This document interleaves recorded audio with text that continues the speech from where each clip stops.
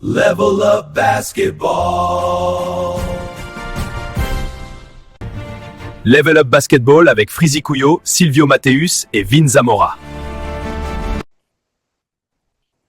Bonjour à tous, bienvenue sur Level Up Basketball. On se retrouve pour un épisode pour passer aux choses sérieuses. Le play-in et les play-offs arrivent.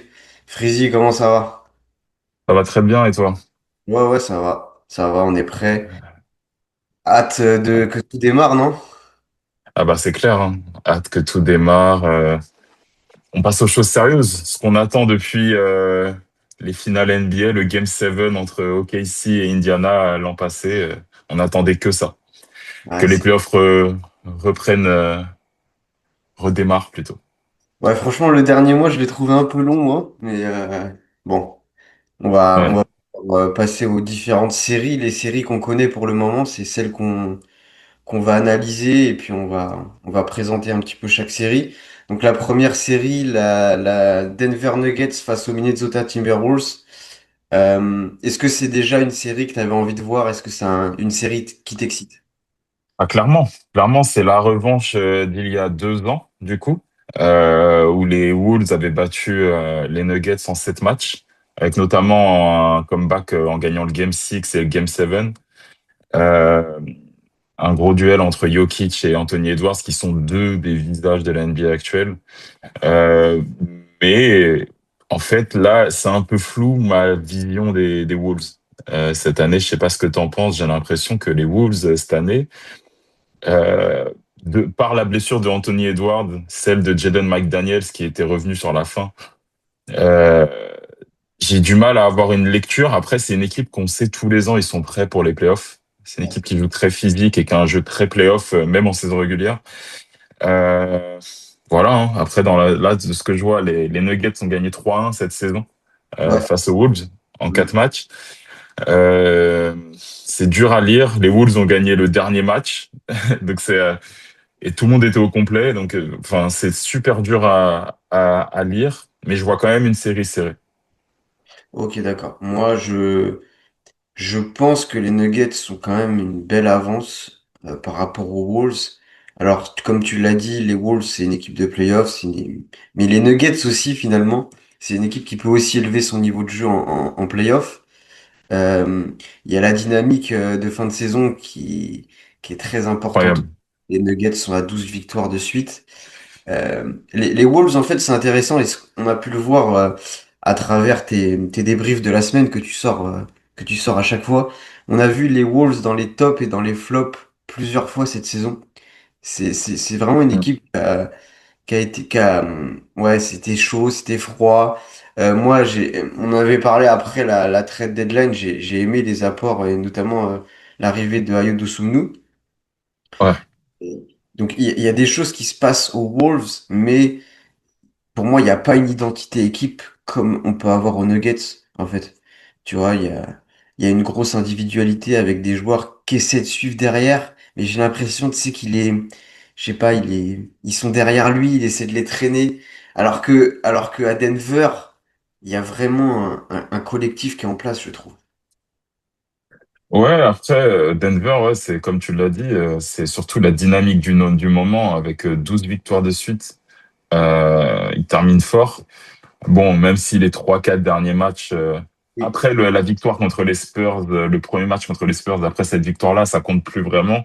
Mais quand même, ils ont battu les Spurs après prolongation. Double prolongation, il me semble même.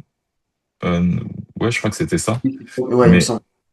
ouais, mais franchement, les Nuggets, pour moi, ils gagneront cette série si je dois lire comme ça, de par leur dynamique. Mais pour moi, les Wolves, ils vont être très, très, très compliqués à battre parce que ça reste quand même les Wolves et c'est une équipe qui est playoff ready tous les ans, quoi. Euh, Après, faut voir si Anthony Edwards n'a pas de pépins physiques. Il avait pas mal de pépins notamment sur les 2 derniers mois. Mais si je dois donner une pronostic finale, 4-3 Nuggets. D'accord, moi, tu vois, mon pronostic que j'ai noté, c'est 4-2. Euh, L'avantage du terrain, je pense qu'il va être très important aussi dans cette série. Et Ouais. on a parlé, la santé, forcément, bon, Du ça coup, c'est... tu vois les Nuggets terminer le travail à Minnesota? Ouais. Ok, ok. Ça Mm. marche. Et c'est pareil, tu vois, on en reparlait, là, les 12 victoires, tu disais que les dernières ne comptent pas forcément, je suis bien d'accord avec toi, mais ça montre aussi quelque chose. Ça montre ils se sont pas relâchés sur la fin alors que c'était pas forcément des matchs qu'ils avaient besoin de Ouais. gagner. Je trouve que ça Mm. montre un vrai état d'esprit sur cette série-là. Ok. Il y avait d'autres choses que tu voulais parler de cette série ou tu... Non, bah moi j'ai fait mon pronostic, c'est bon. On a fait Tout nos est pronostics tous les deux, c'est bon, c'est noté, on reviendra plus dessus. Deuxième série, donc New York Knicks, Atlanta Hawks. Moi, c'est pareil, cette série-là, j'ai envie de la voir. Franchement, les Hawks, c'est une équipe qui m'a fait clairement. cette année. Les Knicks, je crois en eux depuis le début. J'avoue que je commence un petit peu à être un peu plus froid, mais qu'est-ce qui t'inspire cette série-là? Enfin, moi, j'ai jamais cru à cette équipe d'Enix. Enfin, j'y ai cru. En fait, j'y ai cru avant que la saison commence. Une fois que la saison est commencée, que j'ai vu comment ils jouaient sous Mike Brown et que j'ai vu qu'ils étaient super Bronson dépendants, je me suis dit, ah ouais, ça va être assez compliqué en playoff d'arriver à me projeter par rapport à eux. Et les Hawks, qui eux avaient commencé la saison de manière assez compliquée et qui ont su monter en puissance au fur et à mesure, notamment après le trade de Trae Young avec l'arrivée de CJ McCollum, je m'attendais pas du tout à ça. Je pensais qu'il était vraiment en fin de course. Finalement, CJ McCollum, c'est vraiment un titulaire d'une équipe playoffable. C'est un truc de fou. Et bah là aussi, je vois une série serrée. Mais moi, c'est mon premier upset, personnellement. Clairement, je vois le premier upset de mes pronostics. Les Knicks ont gagné 2 matchs et en ont perdu un cette année contre les Hawks. Mm. Et notamment le dernier qui était assez récemment là en avril. C'était un très beau match d'ailleurs, assez serré, où oui, c'est CJ McCollum qui tire du milieu de terrain, Ouais, ouais, mais ouais. juste après le buzzer. Donc c'est pour ça que pour moi, il y a un partout ce match-là, où il y a 2-2. Tu vois, ce match-là, je donne aux deux équipes parce que j'avais vu le match et c'était un match où les deux équipes avaient fait vraiment livrer une belle bataille. Mais moi, je pars sur les Hawks parce que les Hawks, c'est un peu la menace défensive à tous les postes. Euh, bon, même si CJ McCollum va falloir le cacher par moment, mais ça, c'est pas trop dur.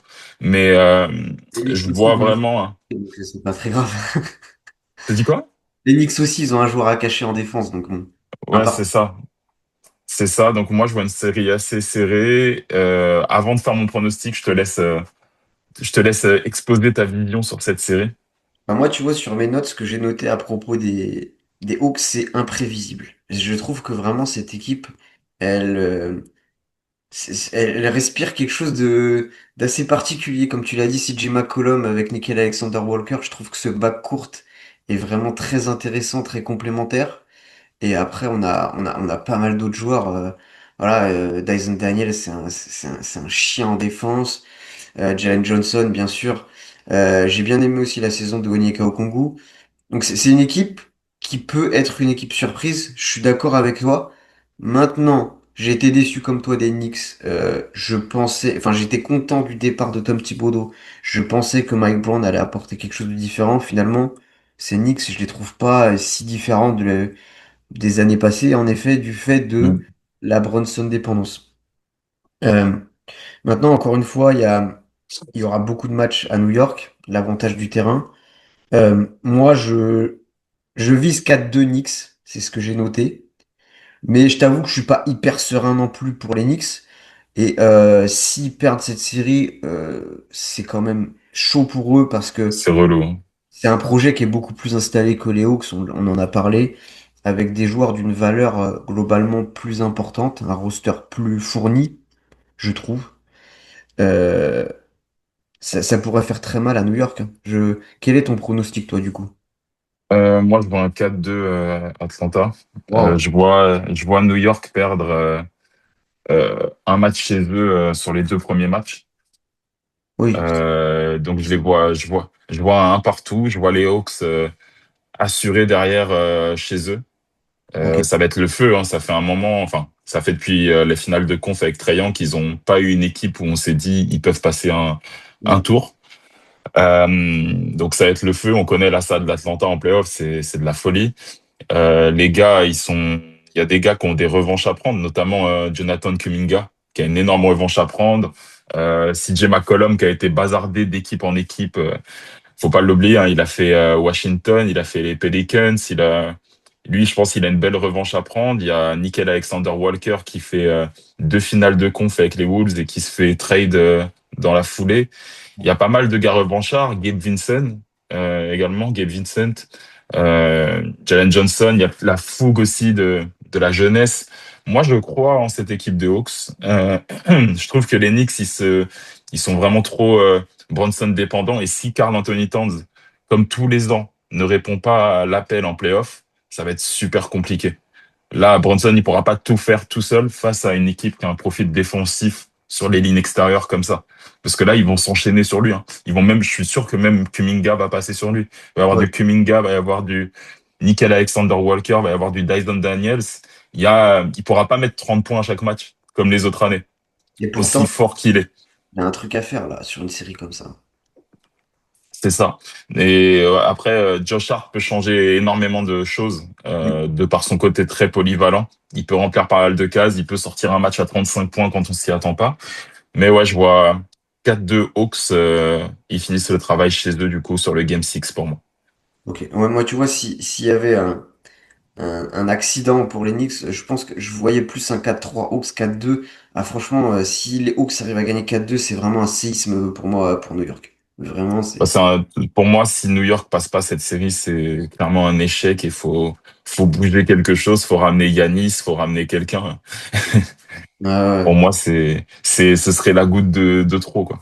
Ça peut être l'élément déclencheur, en effet. Bon, passons à une autre série. Les Los Angeles Lakers face aux Houston Rockets. Euh, bon, qu'est-ce que t'en penses? On sait que là, le contexte est un peu particulier pour les Lakers. Mm. Euh, comment tu vois les choses? Bah, si on devait pronostiquer cette série-là il y a 2 semaines, je t'aurais dit 4-1 Lakers sans souci. Euh, Depuis, il y a eu les blessures de Luka Doncic et Austin Reeves les blessures musculaires qui ont un peu changé la tendance. Après, on n'a pas énormément d'infos. On sait qu'ils étaient à Madrid tous les deux pour se faire des injections. Apparemment, ils rentrent à Los Angeles là. Ils sont Ouais. rentrés à Los Angeles. Dans tous les cas, qu'ils jouent ou qu'ils ne jouent pas sur ce premier tour, les Lakers ne l'annonceront pas, hein. Je pense qu'on le découvrira le jour du match, le matin du match, quoi. On le découvrira. C'est pour ça que c'est un peu flou. Là, si on compte sans Luka Doncic et sans Austin Reeves, je vois pas les Lakers passer face aux Rockets. Euh, les Rockets, ils ont quand même un effectif assez large de talent. Si on regarde juste les 6-7 premiers joueurs, c'est quand même des très bons joueurs. Les Lakers, LeBron James, par contre, il est revenu dans son prime. C'est incroyable. Il est vraiment fort. Et puis, athlétiquement, il montre des choses qu'il montrait pas les 2 dernières années, quoi. Enfin, c'est assez fou. Mais il suffira pas. C'est pas LeBron James des Cavs. On n'est plus en 2018. Donc, si les effectifs restent comme ça, je te donne tout de suite mon pronostic. Je vois un 4-1 Rockets. Si Austin Reeves, voire Luka Doncic reviennent, je vois une série quand même serrée en 4-2, 4-3 Lakers. Après, ça dépend à quel moment ils reviennent, quoi. C'est toujours pareil. C'est ça. S'ils loupent le Game 1 et 2 et que les Lakers s'en sortent avec un partout en sortant de Los Angeles, Ah, c'est ça peut parfait. les mettre bien. Ah là, Ouais. c'est parfait Et pour je, les Lakers, ça. ouais, voilà, je pense que c'est ça. Et je pense que LeBron on le connaît, hein. Des fois, il peut choisir ses matchs et je pense qu'il va choisir, pourquoi pas, le match d'entrée de playoff pour faire un gros game, un 45 points, dire bon 10 passes. On sait qu'il est capable et pour tout faire pour sauver un peu cette saison des Lakers, quoi. Bah, il y a un truc que j'ai vu aussi, c'est que depuis que les deux sont blessés, Doncic et Reeves, LeBron, bah, moi, ce que je remarque encore une fois, c'est que quand on voit que c'est son équipe, bah, il est plus performant, hein. Il a pas besoin de s'adapter aux deux autres qui tiennent la balle. Et c'est là qu'on voit le meilleur LeBron James. Alors, est-ce que c'est là qu'on voit la Ouais. meilleure version des Lakers? Non. Voilà, c'est ça. Mais, Mm. par contre, moi, c'est comme ça que je préfère voir LeBron James. Donc, certes, il aura toujours des up and down physiques parce que son âge fait qu'il peut plus être au top pendant très très longtemps. Mais typiquement, ouais, sur un match 1 comme ça, une série qui démarre à Los Angeles, Hmm. ouais, je le vois bien faire du sale. Après, il faut qu'il emmène les autres. Et qui il a emmené autour de lui? Bon, bah, on voit que le contexte est très particulier. Il y a Marcus Smart qui sera là, Ouais, qui a ouais, une bonne expérience playoff. ouais, tout à fait. Euh, DeAndre Ayton, peut-être qu'il va se rappeler de sa belle épopée de playoff avec les Suns. Non, mais oui, c'est clair qu'il n'y a pas énormément de gars à ramener derrière lui, mais LeBron James est capable, je pense, sur un match de détruire une équipe, quoi. Encore. C'est ça qui est Bah, fou de dire ça. ouais, bien sûr. Mais après, ce qui fait mal aussi pour les Lakers, ces Lakers-là avec ces blessés, c'est que pour moi, Houston, c'est pas le bon adversaire parce que Houston, c'est clairement l'équipe qui défend. C'est clairement l'équipe qui peut mettre différentes match-ups justement sur LeBron James, qui peut le fatiguer. Bon, ouais. Euh, Mais pour moi, c'était la meilleure équipe à prendre pour les Lakers, que ce soit avec Doncic et Reeves ou même sans. Pour moi, c'était le meilleur tirage à avoir. ah ouais? Je préfère avoir eux que les Wolves, hein. Clairement, les Wolves, ils auraient fait qu'une bouchée de ces Lakers-là. C'est sûr et certain. Eh ben moi, tu vois, j'aurais préféré qu'ils aient les Wolves. Euh, En tant que fan des Lakers, je suis content d'avoir les Rockets, perso. Tu crois pas que les Rockets, ils sont capables de jouer plus dur et de fatiguer plus vite les Lakers que les Ah oui, Wolves? mais comme tout le monde, maintenant, je pense que les Wolves ont une capacité à tuer physiquement plus impressionnante que les Rockets. Ok. Bah écoute, de toute façon, on verra. Moi j'ai noté 4-1 Rockets aussi. Et Ouais, j'espère que ce sera pas le cas parce que si ça reste dans l'état, franchement, c'est pour l'instant la série qui m'intéresse le moins, en fait. Euh, je suis pas forcément fan de ce que produit Houston, je le dis depuis le début de saison. Les Lakers, bah forcément, j'ai vu ce qu'ils ont fait sur la fin de saison et il y avait des choses qui étaient pas mal. J'espère que tout le monde va revenir pour qu'on voit une vraie série parce que c'est sinon, ça. Ce serait vraiment cool, même si je reste un minimum hypé par le duel KD face à LeBron, ouais, effectivement. mais je veux qu'il y ait tout le monde. En fait, les Lakers sans Luka et Austin Reeves, c'est pas les Lakers. C'est vraiment les deux ball handlers principaux de l'équipe et ça changerait tout, quoi. Et Ouais, surtout, ouais, ça fausserait un peu la série. ouais, bah, on Donc espère voilà, voilà. qu'ils reviennent pour le match 3 au pire, quoi. Mais bon, à voir. Ouais. On verra. Place à la dernière série que l'on connaît à l'heure actuelle. Les Cleveland Cavaliers face aux Toronto Raptors. Euh, Là, je veux bien ton avis parce que on peut avoir différentes lectures de cette série. On peut avoir peut-être un favori différent, je sais pas. Qu'est-ce que tu en penses? Bah, franchement, super serré. J'ai eu du mal à pronostiquer, à faire mon propre pronostic de cette série. De par l'excitation que j'ai de regarder Toronto jouer, parce que vraiment, c'est vraiment des joueurs comme Jamal Shead qu'on a eu il y a pas longtemps et que vous pouvez retrouver d'ailleurs sur notre page. Yes. Euh, Franchement, j'aime trop ces gars-là. Ils ont la dalle, ils ont faim, à l'image aussi de Scotty Barnes qui est en lutte avec Victor Wembanyama pour être meilleur défenseur de la saison, mais il y a Brandon Ingram qui fait une excellente saison. Il y a Quickly qui me donne trop envie de le regarder jouer comme à l'époque où il était au Knicks. Euh, Franchement, il y a trop de gars. Il y a trop de gars et ça me fait vraiment kiffer. Et en face, c'est une équipe qui, pareil, me fait kiffer avec James Harden, euh, Donovan Mitchell, Dennis Schroeder. C'est trois arrières que on a envie de voir en playoff tous les ans, quoi. C'est surtout Dennis Schroeder en sortie de banc, on sait qu'en playoff il peut faire mal. Euh, et puis le reste de l'équipe des Cavs également, avec Evan Mobley et Jarrett Allen, mais j'ai vraiment du mal à lire. Le favori pour moi, c'est Cleveland. Oui. Euh, Après, il y a que 6 victoires d'écart. Faut pas oublier qu'à un moment, au Toronto, ils ont eu une avalanche de blessures. C'est là qu'ils ont perdu pas mal de matchs et qu'ils ont pas mal couru à la troisième, quatrième place longtemps. Ouais. Euh, mais les Raptors, sur un coup de folie, ils peuvent le faire, quoi. Ça Et ce peut. que je me dis, c'est que la dernière fois qu'on a eu une équipe qui nous donnait envie de regarder les Raptors, on sait ce qui s'est passé, quoi. Kawhi Leonard et les Raptors, c'était fou et il va y avoir un engouement dans toute la ville. On sait comment ça va être. Les joueurs, ça va sûrement les, les motiver encore plus. Je vois 4-3, mais je sais même pas pour qui. C'est fou. Genre, j'ai envie de dire les Raptors pour le cœur. Je préfère quand même l'effectif des Raptors. Mais si c'est 4-3 de l'autre côté, ça, je suis pas surpris non plus, quoi. Ok, ok, d'accord. Euh, pour moi, ouais, les Cavs sont les favoris sur le talent, mais Toronto est capable de jouer beaucoup plus dur et de faire beaucoup plus mal. Il y a un truc aussi qui est important, je pense, c'est la valeur de Cleveland à l'intérieur, que je trouve un peu supérieure si les mecs sont au niveau, je pense. Le souci, c'est qu'ils sont jamais tous les deux au niveau en même temps. Jamais, non, ils ont C'est, du mal à cohabiter quand même. Les Raptors ont gagné 3-0 sur la saison, je crois. Mais il n'y a eu aucun match avec James Harden. C'est ouais. ce que c'est- C'était, c'était avant que James Harden ouais. arrive. Ouais. Dernier Euh, match, c'était le 25 novembre. voilà, ça date. Ok. Ouais, Euh, moi, j'ai mis 4-2 Cavaliers. ok. Euh, mais Donc tu c'est les vois pas. finir à Toronto. Ouais, ouais, ouais, aussi, ouais. J'ai du mal à voir Toronto perdre chez eux. C'est pour ça que j'ai mis 4-3, mais je sais pas pour qui. Ouais, ouais. Non, mais cette série-là, en fait, elle ressemble un petit peu, entre guillemets, à la série Knicks-Hawks, c'est-à-dire que les Cavs, il faut pas qu'ils se ratent. Euh, Là, ce sera un échec, hein. bah ouais, c'est pareil, il faut déjà changer des choses, quoi. Si tu perds T'as- cette les série-là. Cavs, t'as le droit de perdre contre Boston, t'as le droit de perdre contre les Knicks. Détroit, limite, j'ai envie de dire OK cette année.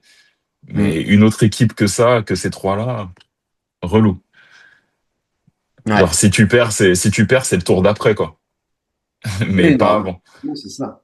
Normalement. Ouais, ouais, ouais, ouais. Et puis les Cavs, ce serait une troisième saison de suite décevante après avoir dominé ou entre guillemets fait une bonne saison régulière. Ouais. Ça ferait Donc beaucoup. Euh, je t'avoue que je suis pas non plus hyper serein. Franchement, comme je te l'ai dit, ça ressemble un peu à Knicks Hawks. C'est-à-dire que je suis pas hyper serein, mais je vois quand même un 4-2. C'est ce que je me ok. disais. Il faut pas de choc. Attention, attention, attention. Bah, en Euh, fait, c'est ça le souci. C'est les Cavs, c'est une équipe qui tous les ans choque en playoff. Et ils ont ramené le roi des chokers, James Harden, quand même. Faut pas oublier que, enfin, peut-être qu'il va apporter ce qu'il devra apporter, mais il faudra peut-être pas compter sur lui sur un Game 7 comme on l'a vu historiquement, quoi.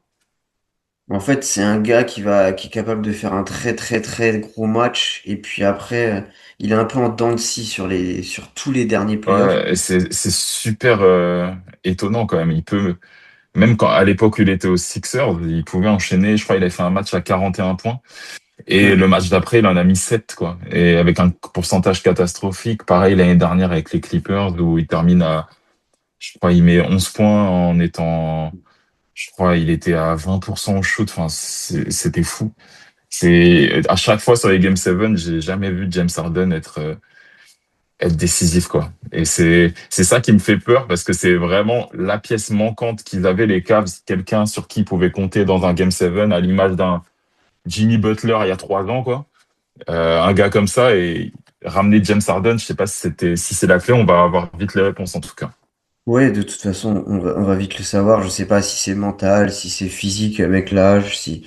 Et après, il reste normalement l'option numéro 2. Il faut aussi faut pas oublier que Mm. Donovan Mitchell, ça peut aussi être un gars qui peut être aussi en dents de scie. Donc, Ah, et Evan Mobley aussi, hein, d'ailleurs, hein, c'est un mec ah qui bah c'est fou lui, hein. ouais. C'est un des joueurs les plus décevants de la saison, hein, franchement. Mm. Donc, bon, il y a beaucoup de points d'interrogation sur les Cavs. Les Raptors, beaucoup moins parce qu'on sait ce qu'ils vont produire, en fait. Euh, voilà. Donc, on peut dire quand même que les clés sont dans les mains des Cavs, mais il faut voir ce qu'ils font de tout ça, quoi. Ouais, puis va falloir compter aussi sur les Raptors pour amener. Moi, c'est une série qui m'intéresse de fou. Je pense pas qu'il y ait une seule série qui m'intéresse pas pour le moment. Euh, sur les 4 séries qu'on a citées, il y en a pas qui m'intéressent pas. Si les Sixers passent au play-in, bien sûr, Celtics Sixers va beaucoup me plaire. Euh, ouais. Et en attendant, si les Hornets passent en play-in pour jouer face aux Pistons, enfin, on reviendra là sur ça sur la partie 2. Mais franchement, là, les quatre séries qu'on a citées, les quatre m'intéressent. Je vais regarder les quatre séries à fond. Ouais, tout à fait. C'est vraiment des playoffs qui m'excitent des deux côtés de la NBA, quoi. Est comme Ouest, Mm. c'est vraiment top. Et j'ai hâte des deuxièmes tours aussi. Ça va être, enfin, quoi qu'il arrive, les deuxièmes tours, ils vont être fous. Ouais, c'est ça.